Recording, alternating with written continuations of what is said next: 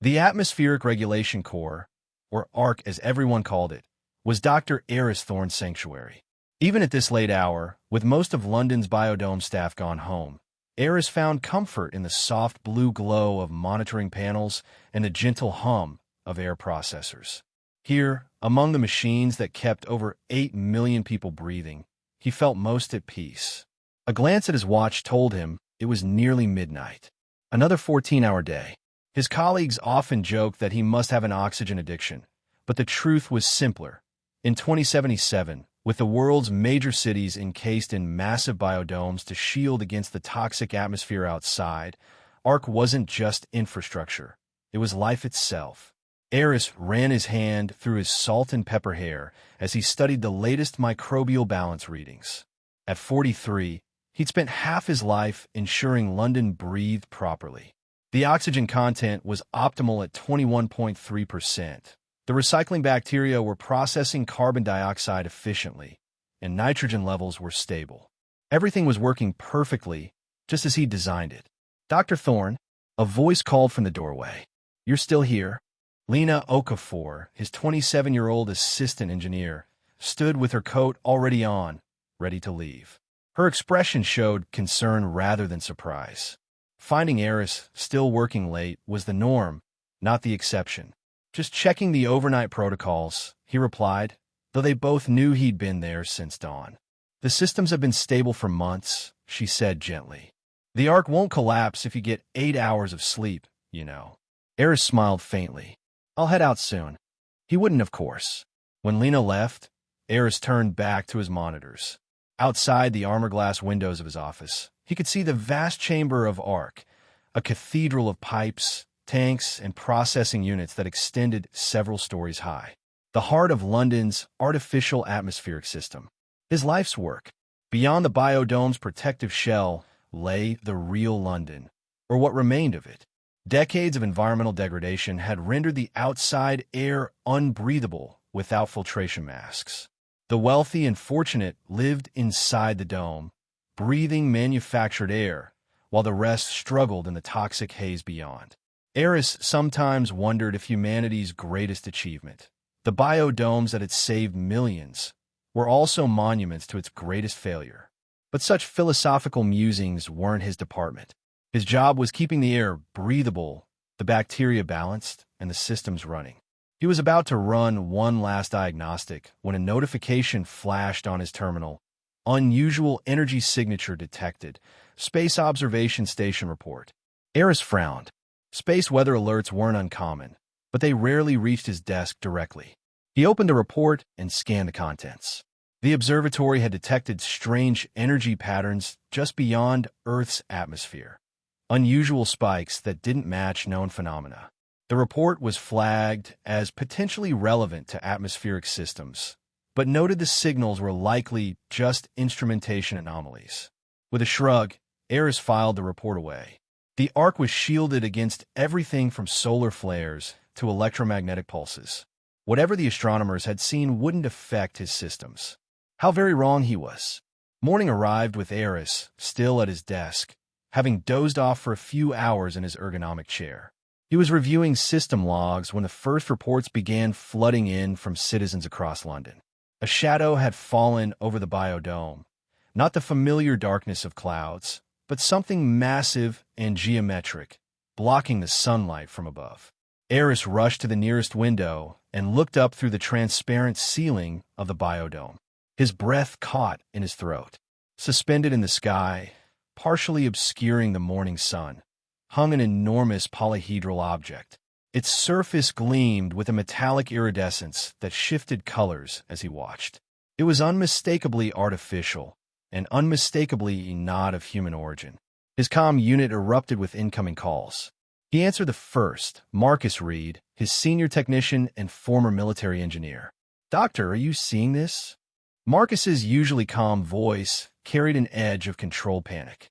"I'm looking at it right now," Eris replied, struggling to keep his own voice steady. "What's the status of our systems?" "All green for now, but..." Before Marcus could finish, a brilliant blue beam shot from the alien craft, so intense it penetrated the biodome's filters and bathed the city in cobalt light. Eris instinctively ducked, but the beam wasn't a weapon. It was moving, scanning. The blue light swept across the city in a methodical pattern, passing through buildings and infrastructure as if they were transparent. It paused momentarily over key facilities, power stations, water treatment plants, government buildings before moving on. Then it reached the Ark. The entire facility was bathed in the azure glow, more intense than anywhere else. Eris watched in horrified fascination as instrument panels throughout the facility lit up with unprecedented readings. The beam was penetrating everything, scanning down to the molecular level.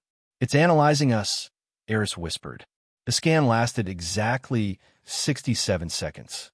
When it ended, the blue light retracted back into the vessel. For a moment, nothing happened. London held its collective breath. Then came a sound, a piercing, undulating wail that seemed to emanate not from the craft itself, but from within the biodome. Every speaker, every communication device, every audio system simultaneously broadcast the same alien alarm. It was mechanical yet organic, rising and falling in patterns that felt almost linguistic but beyond human comprehension. Alongside the alarm, surfaces throughout the city, buildings, streets, even the inner shell of the biodome itself, were suddenly covered with projected symbols. Geometric patterns, flowing scripts, and diagrams cascaded across every available space. Among the incomprehensible alien language, one symbol appeared repeatedly, something similar to Earth's biohazard warning sign, but more complex, accompanied by what looked like a stylized humanoid figure in motion, running. Eris's comm unit exploded with calls again, but he ignored them, focusing on his systems. The Ark's readings were going haywire, not because anything was malfunctioning, but because the scanning beam had somehow interfered with the sensors. As he worked to recalibrate, he could hear the rising sounds of panic from the city. 8 million people were hearing that same alien alarm, seeing those same incomprehensible warnings. The biodome's emergency management system kicked in, with the stern female voice of the automated system attempting to restore order. "Please remain calm. Authorities are assessing the situation. Stay in your homes or workplaces. Further instructions will follow." But how do you tell people to remain calm when an alien spacecraft has just announced its presence and is sounding what any fool could recognize as an evacuation alarm? Eris knew he needed to understand what had happened during that scan. He called his team for an emergency meeting at the Ark, demanding they navigate through streets already filling with panicked citizens. Security Director Eva Rostova arrived first, her silver hair pulled back in a severe bun, her expression as hard as the former military commander she was. The biodome's head of security had been woken from sleep, but looked alert and ready for battle. "Dr. Thorne," she acknowledged with a curt nod. "I have troops mobilizing, but I need to know what we're dealing with." "I wish I knew," Eris admitted. "It scanned us thoroughly. The Ark in particular. Hostile intent? I don't think so. Not yet, anyway. It feels more like assessment." Eva's cold blue eyes narrowed. "Assessment before attack. Or assessment before contact," Eris countered. "We shouldn't assume hostility." "That's precisely what we should assume," Eva said sharply. "Hope for the best, prepare for the worst." As they spoke, more staff arrived. Lena, Marcus, and other key personnel, each with their own reports of the chaos erupting throughout London. The government was convening an emergency session. Military units were deploying what few anti-aircraft capabilities existed inside the biodome. Scientists from every discipline were being summoned to analyze the projections and the alarm. Eris divided his team into groups. Some would analyze what happened during the scan, others would monitor the Ark for any changes, and a third group would work with linguists to decipher the alien messages. "Focus on the recurring symbol," he instructed. "The one that looks like our biohazard warning. That's clearly important." Hours passed in frantic activity. Outside, the alien vessel remained motionless, silent since its initial scan and alarm. The projected warnings continued to cycle across the city, and the alarms sounded at regular intervals, like some cosmic air raid siren. By mid-afternoon, the first reports came in from around the world. Similar vessels had appeared over other biodomes: New York, Tokyo, Shanghai, Moscow, each performing the same scan, broadcasting the same alarm and warnings. Earth's first contact with extraterrestrial intelligence was happening simultaneously across the globe, and it looked very much like a planet-wide emergency alert.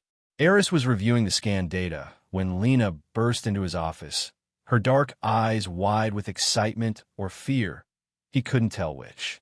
"Dr. Thorne, the linguistics team has something," she said breathlessly.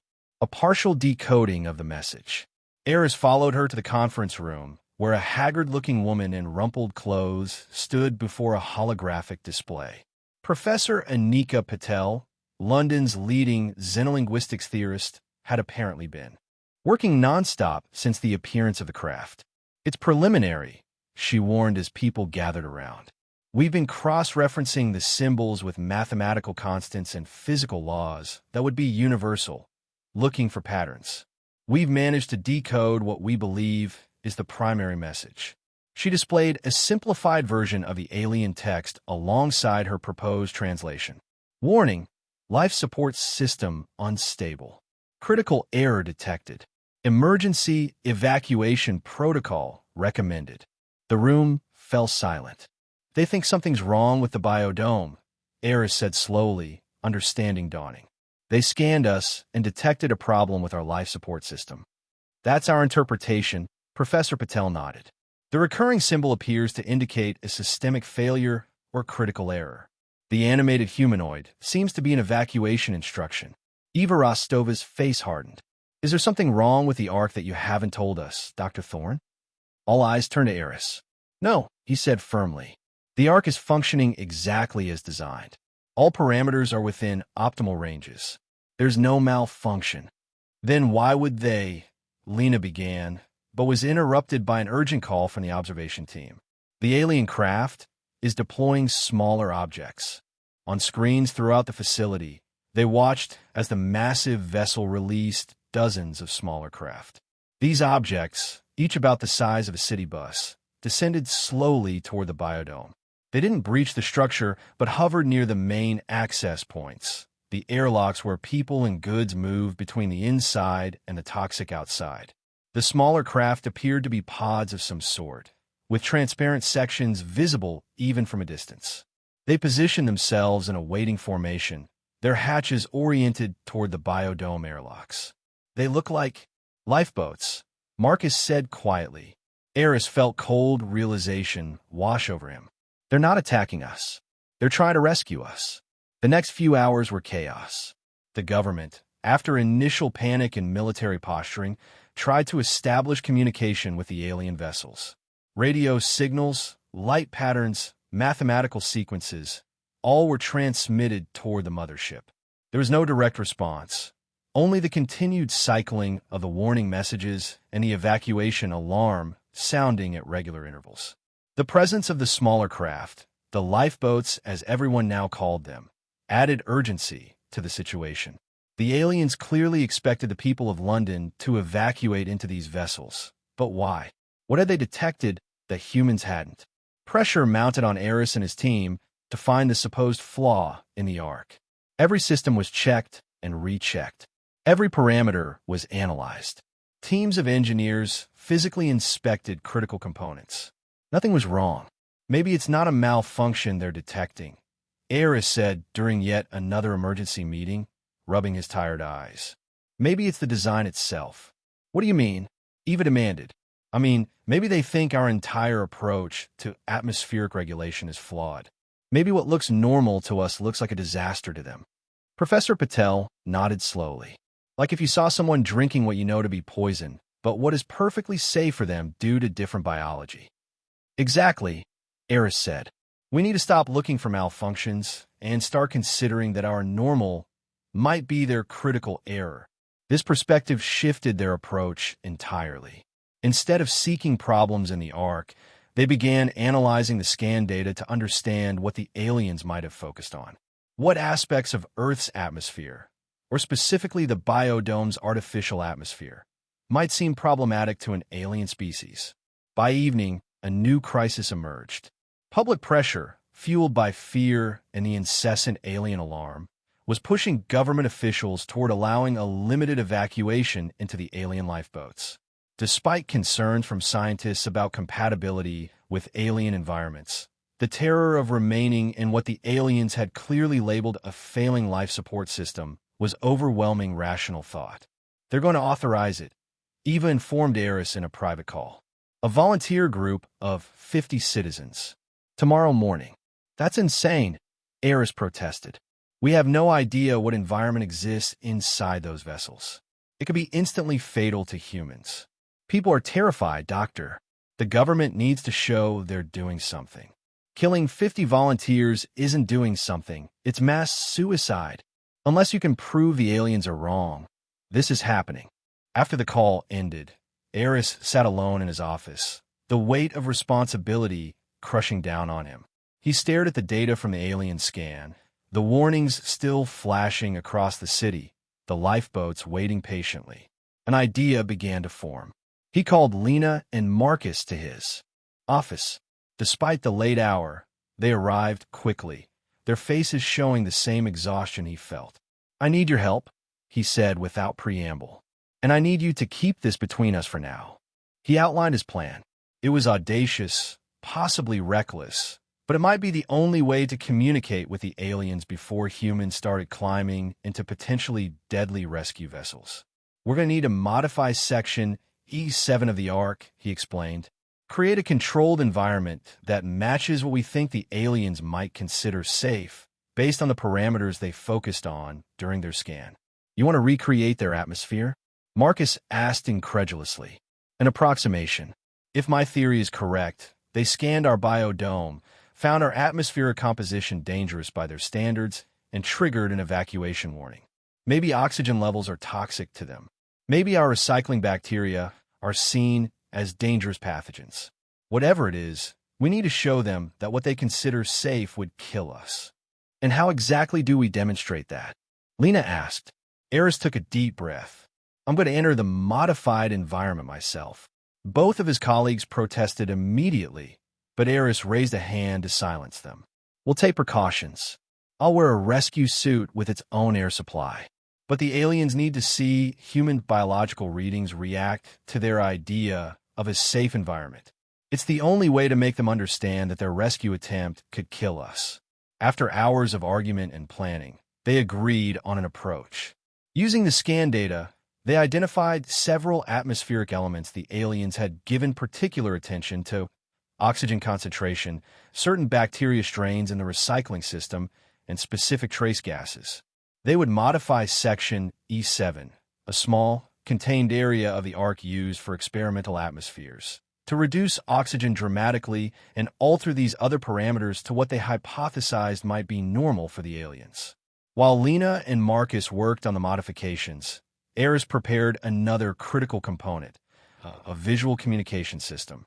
The biodome had emergency projection capabilities designed to display evacuation instructions during crises. Eris reprogrammed this system to project his life signs and a simplified message onto the inner surface of the biodome itself, large enough for the alien craft to see. By dawn, as the government prepared for their ill-conceived volunteer evacuation, Section E7 was ready. The small chamber now contained an atmosphere with only 5% oxygen, elevated levels of carbon dioxide, and a completely different microbial balance. Based on the aliens' focus scanning, this might be closer to what they considered safe. Eris stood before the airlock to E7, dressed in a lightweight emergency suit. The suit would provide him with clean air for 15 minutes, more than enough time to demonstrate his point, if it worked at all. This is insane, Lena said, checking his suit seals for the third time. If the inner atmosphere regulator fails, or if the airlock malfunctions, the demonstration will be even more effective, Eris replied grimly. That's not funny, she snapped. Marcus stood by the control panel, his face grave. Vital sign monitors are active. The projection system is ready. Biodome authorities have been notified, though I don't think they fully understand what we're doing. They don't need to, Eris said. They just need to delay the evacuation for 30 more minutes. He checked his watch. The first volunteers will be gathering now. Lena squeezed his arm. Be careful in there. Eris nodded and stepped into the airlock. The door sealed behind him with a soft hiss. Through the window, he could see Lena and Marcus at their stations, monitoring his vital signs. He gave them a thumbs up. The inner door opened, revealing the modified chamber. It looked the same as always, a simple research space with monitoring equipment. But the air inside was now potentially lethal to humans without protection. Eris stepped in, and the airlock sealed behind him. Even through his suit, he could feel the difference, subtle pressure change, a sensation of wrongness. Initiating vital sign projection. Marcus's voice came through his comm. Your heart rate, blood pressure, and blood oxygen levels are now being displayed on the inner biodome surface, visible to the alien craft. The message is being projected alongside. The message was as simple as they could make it. Your environment equals danger to US. Our environment equals life for US. Accompanied by basic chemical formulas and mathematical relationships, they hoped would be universal enough to understand. I'm going to remove my helmet now, Eris said, his heart pounding. Monitors show the first volunteer group is approaching the eastern airlock, Lena reported tensely. The alien lifeboats are still in position. Eris took a deep breath of his suit's air. Here goes nothing. He unsealed his helmet and lifted it from his head. Immediately, his lungs burned as they tried to extract adequate oxygen from the thin mixture. His eyes watered and dizziness swept over him. He forced himself to remain standing, knowing his vital signs, now plummeting, were being broadcast to the alien vessel. Vital signs dropping rapidly. Marcus's voice seemed to come from very far away. Doctor, you have about 60 seconds before you lose consciousness. Eris tried to nod, but the movement sent black spots dancing across his vision. He focused on staying conscious just a little longer. The aliens needed to see the direct cause and effect. Something's happening. Lena's excited voice penetrated the fog at his mind. The alien craft is moving. Through the viewport of Section E7, Eris could see the large display monitoring the alien mothership. The vessel had indeed shifted position, orienting toward the biodome. The blue scanning beam activated again, but this time it focused specifically on the projected vital signs and message. 30 seconds, Doctor, Marcus warned. You need to put your helmet back on. Eris fumbled for the helmet, his movements becoming uncoordinated as hypoxia set in. He needed to demonstrate just a little longer. Dr. Thorne, put your helmet on now. Lena's voice was sharp with fear. Eris managed to raise the helmet and seal it clumsily against his suit collar. Clean air flooded in, and he gulped it desperately. He sank to his knees, letting the oxygen clear his mind. The evacuation has stopped, Marcus reported. Government officials are holding the volunteers at the airlock. The alien scan is intensifying. As Eris's head cleared, he looked again at the monitor. The blue beam was now sweeping between the projection of his vital signs and the actual ARC facility, as if comparing data. Do you think they understand? Lena asked. I don't know, Eris replied, his voice hoarse. But they're interested. That's something. For several tense minutes, nothing else happened. The blue scan continued its methodical analysis, moving between the projection, the ARC, and occasionally sweeping across the gathered crowd at the eastern airlock. Then, suddenly the alarm stopped. The silence was shocking after hours of the alien wail. Throughout London, people looked up in confusion and hope. The lifeboats, Marcus said quietly. They're moving. On the monitor, Eris could see the smaller alien craft detaching from their positions near the airlocks. They rose slowly, returning to dock with the mothership. New projections appeared on the biodome surfaces, replacing the warning symbols. These are different, more complex, with flowing patterns that somehow conveyed a sense of recalculation or reassessment. Professor Patel called in, her voice excited. We're working on the new message. It's different. The syntax has changed. Give us time.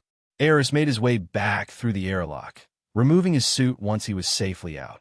Lena hugged him impulsively, while Marcus clasped his shoulder. "Whatever you did, it got their attention," Marcus said. Within an hour, Professor Patel's team had a preliminary translation of the new alien message. Data acknowledged.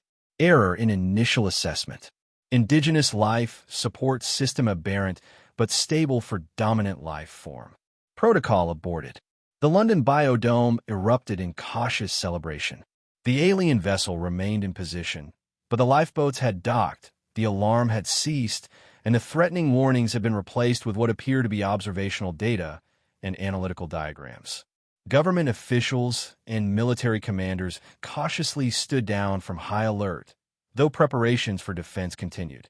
No one was certain what would happen next, but at least immediate evacuation seemed to be off the table. Eris, exhausted beyond measure, found himself summoned to an emergency session of the Biodome Governing Council. Eva Rostova met him at the entrance to the government building, her expression softer than he'd ever seen it. "That was either the bravest or the most foolish thing I've ever witnessed," she said. But it worked. Inside, officials bombarded him with questions about his theory and demonstration. He explained as clearly as he could. "The aliens scanned our biodome and found our atmospheric composition fundamentally wrong by their biological standards. They apparently thought our life support system was malfunctioning. Perhaps they couldn't conceive that we would intentionally maintain an environment with such high oxygen levels or with our particular microbial ecosystem. They were trying to rescue us from what they perceived as a failing life support system. By showing them how a human reacts to what they might consider a safe environment and contrasting it with our normal vital signs, I was able to demonstrate that our biology requires conditions they might find aberrant or even toxic." As the debriefing continued, reports came in from around the world. Similar demonstrations had occurred in other biodomes, sometimes by scientists, sometimes by military personnel, all with the same result. The aliens had aborted their evacuation protocol globally. 3 hours after Eris's demonstration, the final act of this extraordinary day unfolded. The alien mothership began to move, rising slowly from its position above London. Similar reports came in from other cities. The vessels were departing as silently and mysteriously as they had arrived. As London's ship ascended, it transmitted one final projection onto the biodome surface. Analysis complete. Biological diversity parameter updated. Anomalous life support classification locally optimal. Surveillance terminated. And then it was gone, accelerating upward at impossible speed until it vanished from sight. In the days that followed, the world struggled to process what had happened. Governments formed a new United Nations agency, the Exobiological Contact Protocol Office, dedicated to preparing for future encounters and developing universal communication methods. Scientists pored over the scanning data and alien messages, extracting what knowledge they could about the visitors. Theories abounded about their origins, their biology, their intentions. Were they explorers? Automated rescue systems? Part of some vast galactic monitoring network? No one could say for certain. For Eris, the return to normal operations at the Ark felt surreal. One day aliens had nearly evacuated London due to a cosmic misunderstanding about breathable air. The next, he was back to monitoring oxygen levels and bacterial balance as if nothing had happened. But something had changed in him. As he stood in his familiar spot, overlooking the vast machinery of the Ark, he found himself looking at it with new eyes. What he had always seen as the pinnacle of human engineering, the artificial atmospheric system that kept millions alive, was from another perspective a bizarre anomaly, a life support system that would kill other forms of life. It was a humbling thought. Humanity had assumed that any advanced alien civilization would operate on similar biological principles. Instead, they'd encounter beings so different that the very air humans breathe might be toxic to them. A week after the incident, Eris stood on an observation platform near the top of the biodome, looking up at the night sky visible through the transparent sections. Somewhere up there, the aliens continued their journey, perhaps still puzzled by the strange beings who thrived in what they considered a faulty life support system. Lena joined him at the railing. Still thinking about them? Eris nodded. Hard not to. Do you think he'll come back? Maybe. Or others might. The universe is vast, and if this encounter taught us anything, it's that life might be more diverse than we ever imagined. And more fragile, Lena added. One species' ideal environment is another's death trap. Eris smiled faintly. Makes you wonder, doesn't it? Are we the anomaly in a universe of beings who breathe something entirely different? Or are they? Maybe there is no normal, Lena suggested. Just countless adaptations to countless environments. Eris looked again at the stars, pondering the countless worlds circling them, each potentially harboring life adapted to conditions humans might find unimaginable. You know, he said thoughtfully, in a way, we're lucky the aliens saw our environment as a problem to be fixed. They could have seen it as a threat to be eliminated.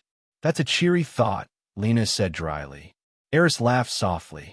I meant we're lucky they were concerned enough to try to save us, even if they misunderstood. It suggests a certain ethical framework, compassion even. So next time, we'll be better prepared to communicate.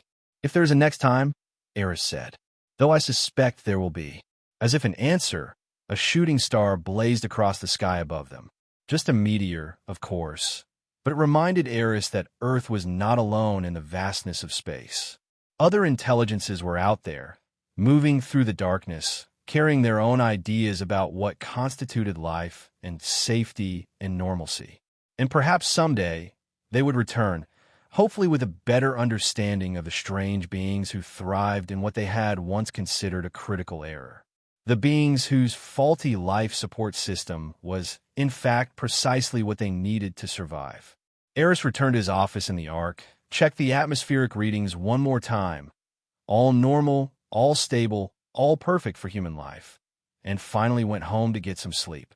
His flawed system would keep everyone breathing safely until morning.